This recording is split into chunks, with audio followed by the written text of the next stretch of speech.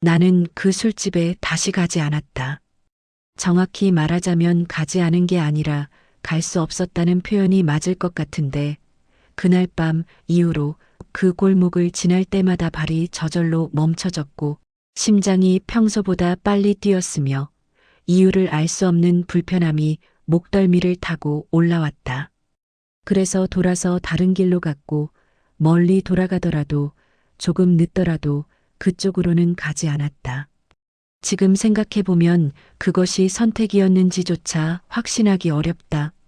선택이라는 건 보통 두 가지 이상의 가능성을 두고 고민한 끝에 하나를 결정하는 것인데 그날 밤 내가 한 건 선택이라기보다는 회피에 가까웠던 것 같다. 아니, 회피라는 말도 정확하지 않아서 뭔가 본능적으로 설명할 수 없는 이유로 그냥 그렇게 하지 않을 수밖에 없었다고 말하는 편이 더 맞을 것 같다. 이 이야기를 지금 꺼내는 건 며칠 전 그 근처를 지나다가 그 술집이 문을 닫았다는 걸 알았기 때문이다. 간판도 내려가고 유리창에는 임대문의 전화번호가 붙어 있었는데 몇 년 만인지 정확히 기억나지 않는다. 3년쯤 됐을까? 아니면 4년일까? 그 앞을 지나면서 나는 이상하게도 안도감 같은 걸 느꼈고 동시에 묘한 죄책감도 들었다. 내가 그 술집에 다시 가지 않았던 게 그 술집 자체 때문이 아니었는데도 술집이 사라지고 나니 뭔가 종결된 것 같은 느낌이 들었다. 그날 밤은 여름이었다. 후덥지근한 공기가 피부에 달라붙는 땀이 마르지 않고 계속 배어나는 그런 밤이었다. 새벽 1시쯤이었던 것 같은데 정확히 몇 시였는지는 기억나지 않지만 술집에서 나와 휴대폰을 봤을 때 시계가 1시 정도를 가리키고 있었다. 신도시 외곽에 있는 작은 술집이었고 주택가 골목 안쪽에 있어서 찾아가는 사람만 찾아가는 그런 곳이었다. 간판도 크지 않았고 입구도 좁았지만 안은 생각보다 넓었고 조용했다. 나는 혼자 갔다. 이혼하고 나서 자주 그랬던 것처럼 집에 혼자 있기가 싫을 때, 그렇다고 누구를 만나고 싶지도 않을 때 그냥 밖으로 나가서 술을 한두 잔 마시고 돌아오곤 했다. 누구와 대화를 나누고 싶어서가 아니라 그냥 혼자 있되 집이 아닌 다른 공간에 있고 싶었는데 집에 있으면 모든 게 너무 조용해서 냉장고 소리나 시계 소리 같은 것들이 유난히 크게 들렸다. 그런 소리들이 싫었다. 그날도 그랬다. 퇴근하고 집에 들어갔는데 샤워를 하고 옷을 갈아입고 나니 시간이 10시쯤 됐고 뭘 해야 할지 몰랐다. 텔레비전을 켜봤지만 보고 싶은 게 없었고 책을 펼쳐봤지만 글자가 눈에 들어오지 않아서 다시 옷을 입고 나갔다. 어디로 가야 할지 정하지 않은 채로 그냥 걸었고 걷다 보니 그 술집 앞에 서 있었다. 안에는 사람이 많지 않았다.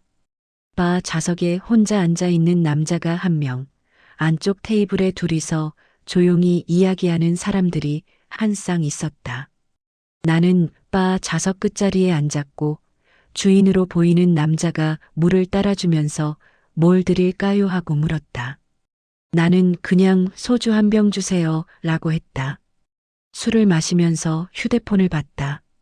메시지가 몇 개 와 있었는데 직장 동료가 보낸 업무 관련 메시지, 이혼 소식을 듣고 연락을 다시 시작한 고등학교 동창, 그리고 이름을 저장하지 않은 번호에서 온 메시지였다.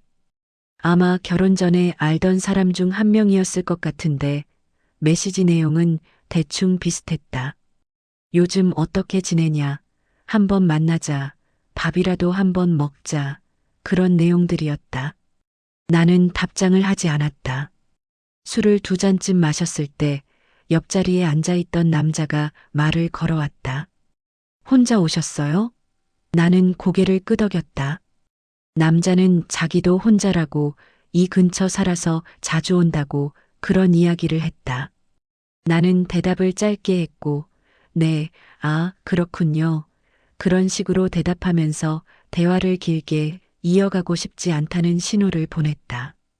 남자는 계속 이야기를 이어갔는데 어디 사는지 무슨 일 하는지 결혼했는지 그런 질문들을 조심스럽게 섞어가면서 물었다. 처음에는 무례하지 않게 대답했다. 이 근처 살아요. 회사 다녀요. 그런 식으로. 하지만 남자가 계속 질문을 이어가자 나는 조금씩 대답을 짧게 줄여갔고 남자는 눈치를 챘는지 못 챘는지 여전히 이야기를 이어갔다. 자기 이야기를 하기 시작했는데 이혼했다는 것, 혼자 산지 2년쯤 됐다는 것, 외롭다는 것을 말했다. 나는 술을 마셨다. 남자의 이야기를 듣는 척하면서 사실은 다른 생각을 하고 있었는데 이혼하고 나서 이런 일이 자주 있었다는 생각이 들었다. 혼자 있으면 누군가 말을 걸어왔다. 처음엔 그냥 친절하게 대화를 나누려는 사람인가 싶었지만 시간이 지날수록 그게 아니라는 걸 알게 됐고 대부분은 내 상태를 보고 접근했다. 혼자라는 것, 외로워 보인다는 것, 어쩌면 허점이 있을 거라는 것. 결혼하기 전에는 이런 경험이 많지 않았다. 아니, 있었지만 다르게 받아들였던 것 같다. 그때는 내가 어느 정도 예쁘다는 걸 알고 있었고, 남자들의 관심을 당연하게 여겼기 때문에 거절하는 것도 받아들이는 것도 내 선택이라고 생각했다. 하지만 지금은 달랐다. 이혼하고 나서 45살이 되고 나서 그 관심들이 예전과 같은 성격이 아니라는 걸 알게 됐다. 이건 관심이 아니라 기회를 엿보는 시선 같은 거였다. 남자는 계속 이야기했다. 나는 술잔을 비우고 계산을 했다. 남자가 같이 한 잔 더 하자고 했지만 나는 고개를 저으면서 피곤해서요. 내일 일찍 일어나야 해서요. 그렇게 말하고 자리에서 일어났다. 밖으로 나왔을 때 공기는 여전히 후덥지근했다. 땀이 등을 타고 흘렀고 나는 골목을 걸어 나왔다. 주택가라 불빛이 많지 않았고 거리도 조용해서 내 발소리만 유난히 크게 들렸다. 그때 뒤에서 누군가 걸어오는 소리가 들렸다. 나는 뒤를 돌아보지 않았다. 그냥 계속 걸었는데 발소리는 계속 들렸고 멀리 있는 것 같기도 하고 가까이 있는 것 같기도 했다. 나는 걸음을 조금 빨리 했다. 발소리도 빨라졌는데 아니, 그렇게 느껴졌다. 확신할 수 없었지만 심장이 평소보다 빨리 뛰기 시작했다. 골목을 벗어나 큰 길로 나왔을 때 나는 휴대폰을 꺼내 시간을 확인했다. 1시 17분이었다. 택시를 잡아야겠다고 생각했지만 이 시간에 이 근처에서 택시를 잡기는 어려웠다. 나는 걸으면서 택시 앱을 켰고 주변에 택시가 없다고 나왔다. 다시 걸었다. 큰 길을 따라 불빛이 있는 쪽으로. 뒤에서 발소리는 계속 들렸다. 나는 다시 뒤를 돌아보지 않고 그냥 계속 걸었는데 손이 떨렸고 가방 끈을 잡은 손에 땀이 났다. 목이 긴장되어 있는 게 느껴졌고 어깨도 굳어 있었다. 편의점 불빛이 보였을 때 나는 그쪽으로 걸어갔다. 편의점 안으로 들어가서 아무거나 하나 집어들고 계산대로 갔는데 물이었다. 나는 물을 사고 편의점 안에서 뚜껑을 열어 한 모금 마시면서 유리창 너머로 밖을 봤다. 아무도 없었다. 아니, 멀리서 누군가 걸어가는 게 보였지만 내가 나온 방향은 아니었다. 나는 편의점에서 10분쯤 있었다. 물을 다 마시고 휴대폰을 다시 확인하고 택시 앱을 다시 켰는데 여전히 주변에 택시가 없었다. 그래서 다시 밖으로 나와 큰 길을 따라 계속 걸었고 이번엔 뒤에서 발소리가 들리지 않았다. 집에 도착했을 때는 2시가 넘어 있었다. 나는 현관문을 열고 들어가서 문을 잠그고 한참을 그 자리에 서 있었다. 심장은 여전히 빨리 뛰고 있었고 손은 여전히 떨렸다. 나는 거실로 들어가 소파에 앉았는데 불을 켜지 않고 어둠 속에서 가만히 앉아 있었다. 아무 일도 일어나지 않았다. 그 사실이 오히려 이상했다. 뭔가 일어날 것 같았는데 아무 일도 일어나지 않았고 나는 무사히 집에 돌아왔다. 아무도 나를 따라오지 않았고 아무도 나를 해치지 않았는데 그런데 왜 이렇게 불안한 건지 왜 심장이 계속 빨리 뛰는 건지 이유를 알 수 없었다.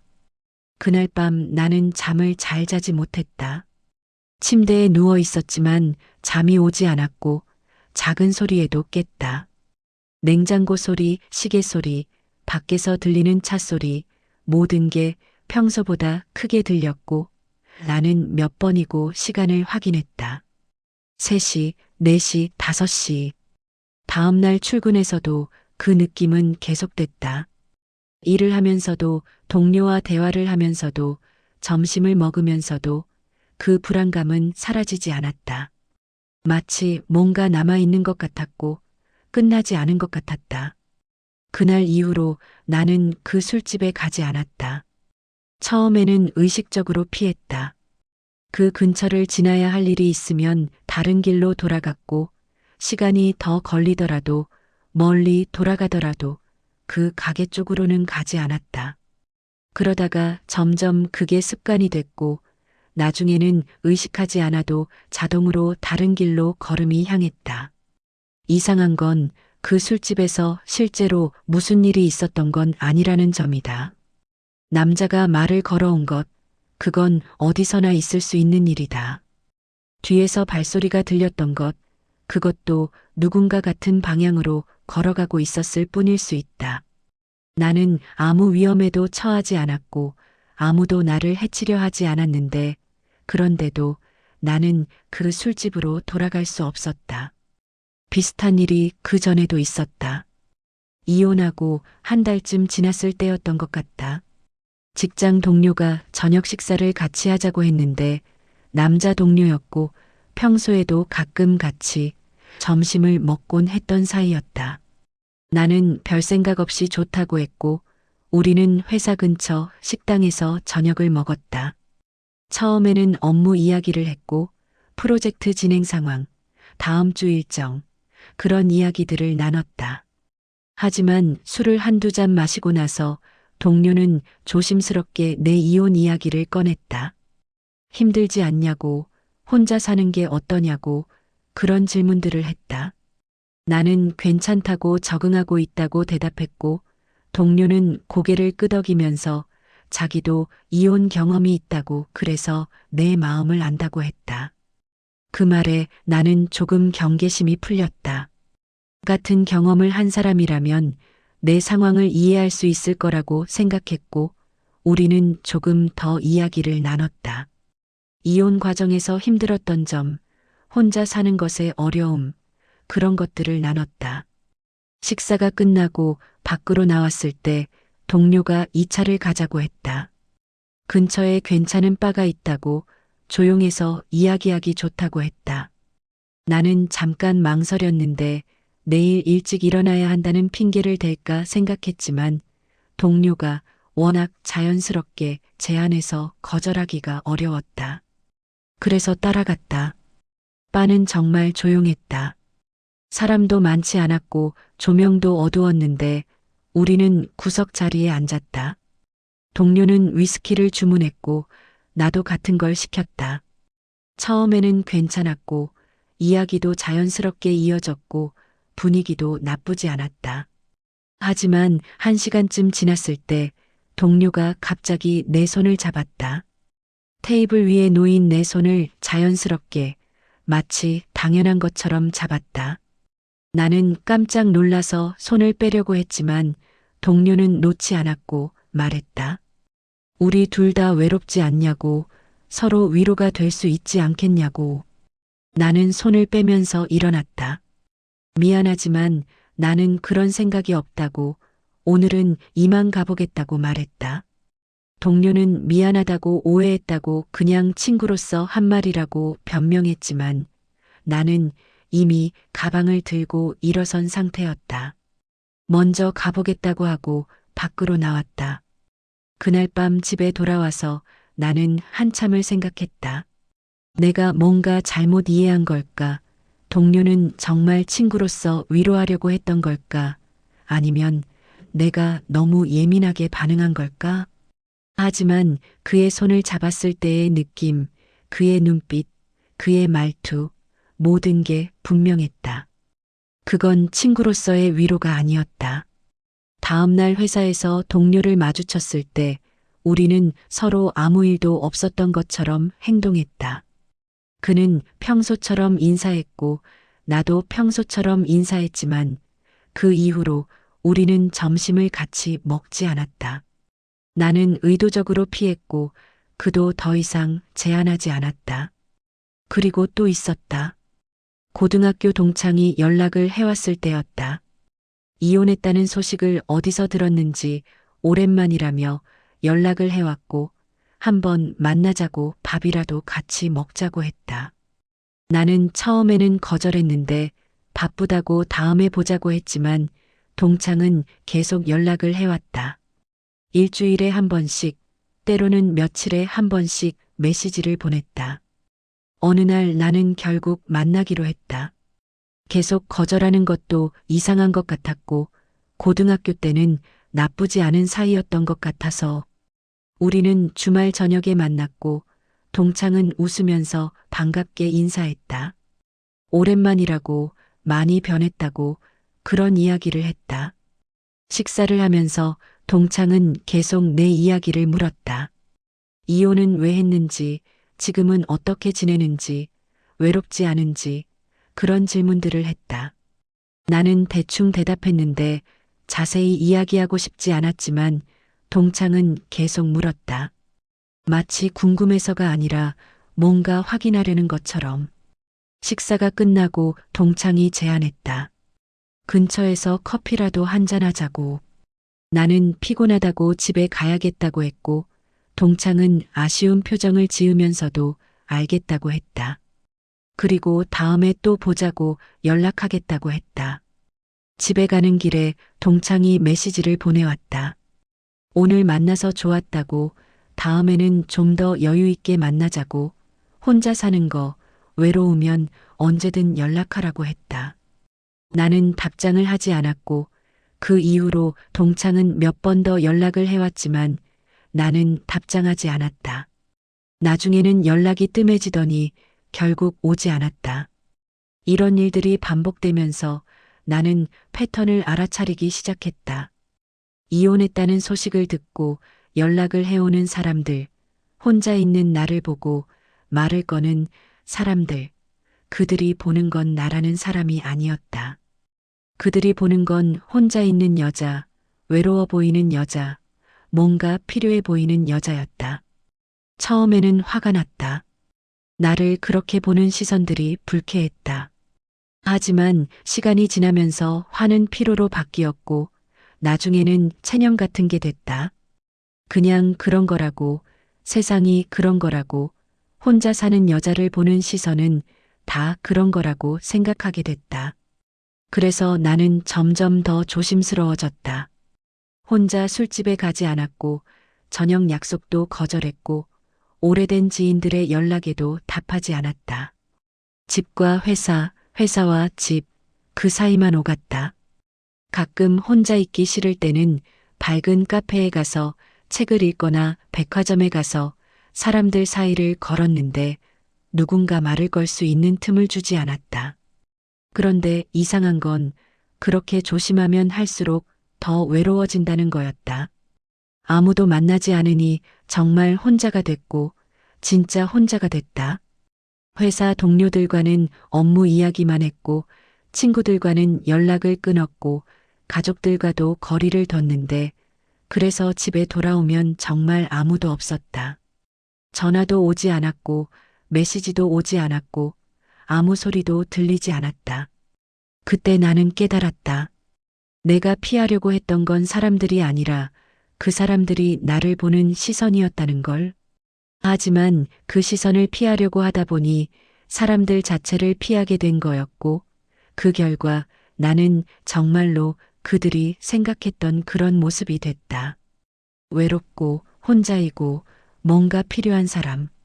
그 술집으로 돌아가지 않기로 한 건 어쩌면 그런 깨달음 이후였을지도 모른다. 정확히 언제인지는 기억나지 않는데 그냥 어느 날부터 그 근처를 지날 때 발걸음이 자동으로 다른 쪽으로 향했다. 의식적으로 결정하지 않았고 몸이 먼저 반응했다. 시간이 지나면서 나는 그날 밤 무엇을 피했던 건지 생각해 봤다. 실제로 위험이 있었던 걸까? 그 남자는 정말 나를 따라왔던 걸까? 뒤에서 들렸던 발소리는 정말 누군가 나를 쫓아온 소리였을까? 아니면 내가 너무 예민했던 걸까? 너무 많이 겁을 먹은 걸까? 답은 없다. 지금도 모르겠다. 어쩌면 아무 일도 일어나지 않았을지도 모르고 내가 그냥 집에 무사히 돌아간 것처럼 그날 밤도 그저 평범한 밤이었을지도 모른다. 하지만 동시에 뭔가 일어날 수도 있었다는 느낌도 지울 수 없는데 그 불안감, 그 긴장, 그 두려움은 분명 이유가 있었을 것 같다. 여자로 산다는 건 어쩌면 그런 것 같다. 실제로 위험이 있는지 없는지 확인할 방법이 없고 확인하려고 하면 이미 늦다. 그래서 먼저 피하고, 먼저 조심하고, 먼저 거리를 둔다. 그리고 나중에 생각하는데 내가 너무 예민했던 건 아닐까, 괜한 걱정을 한 건 아닐까 하고, 하지만 그게 잘못된 건 아니라고 생각한다. 조심하는 것, 경계하는 것, 피하는 것, 그건 나를 지키는 방법이다. 비록 그 과정에서 혼자가 되더라도, 외로워지더라도, 그게 안전한 선택이라면 그렇게 하는 게 맞다고 생각한다. 며칠 전 그 술집 앞을 지나면서 나는 멈춰섰다. 문 닫은 술집을 한참 봤는데 간판도 없고 유리창에는 먼지가 쌓여 있어서 안을 들여다볼 수 없었다. 그냥 텅 빈 공간처럼 보였다. 나는 그 앞에서 한참을 서 있었다. 그리고 생각했는데 만약 그날 밤 내가 다른 선택을 했다면 어땠을까? 남자와 한 잔 더 마셨다면, 편의점에 들어가지 않고 계속 걸었다면, 뒤를 돌아봤다면 뭔가 달라졌을까? 답은 역시 없다. 다만 확실한 건 나는 그 선택을 후회하지 않는다는 거다. 비록 그 이후로 더 외로워졌고, 더 조심스러워졌고, 더 많은 것들을 포기하게 됐지만, 그래도 나는 그날 밤 내가 한 선택이 틀렸다고 생각하지 않는다. 지금도 가끔 생각한다. 그날 밤 뒤에서 들렸던 발소리가 누구의 것이었을까? 정말 누군가 나를 따라왔던 걸까? 아니면 그냥 우연히 같은 방향으로 걸어가던 사람이었을까? 확인할 방법은 없고 확인하고 싶지도 않다. 그 술집은 이제 없다. 그 자리에 다른 가게가 들어올 것이고 사람들은 그곳에서 술을 마시고 이야기를 나누고 평범한 밤을 보낼 것이다. 그 중에는 혼자 온 사람도 있을 것이고 누군가 말을 걸 것이고 어떤 선택을 하게 될 것이다. 나는 그들이 어떤 선택을 하든 그게 그들을 지키는 선택이기를 바란다. 비록 그 선택이 외로움을 선택하는 것이더라도 조심함을 선택하는 것이더라도 그게 안전한 선택이라면 그렇게 하기를 바란다. 그리고 나처럼 나중에 그 선택을 후회하지 않기를 바란다. 지금도 확신하지는 못한다. 내가 옳은 선택을 한 건지, 너무 예민했던 건지, 괜한 걱정을 한 건지. 하지만 적어도 나는 무사했고 아무 일도 일어나지 않았다. 그것만으로도 충분하다고 생각한다. 가끔 그 근처를 지날 때 나는 여전히 다른 길로 돌아간다. 습관처럼. 이제는 그 술집이 없어졌는데도 여전히 그 골목을 피하는데 왜 그러는지 정확히 설명할 수는 없다. 그냥 그렇게 하는 게 편하고 그렇게 하는 게 안전하다고 느껴진다. 그리고 그걸로 됐다고 생각한다.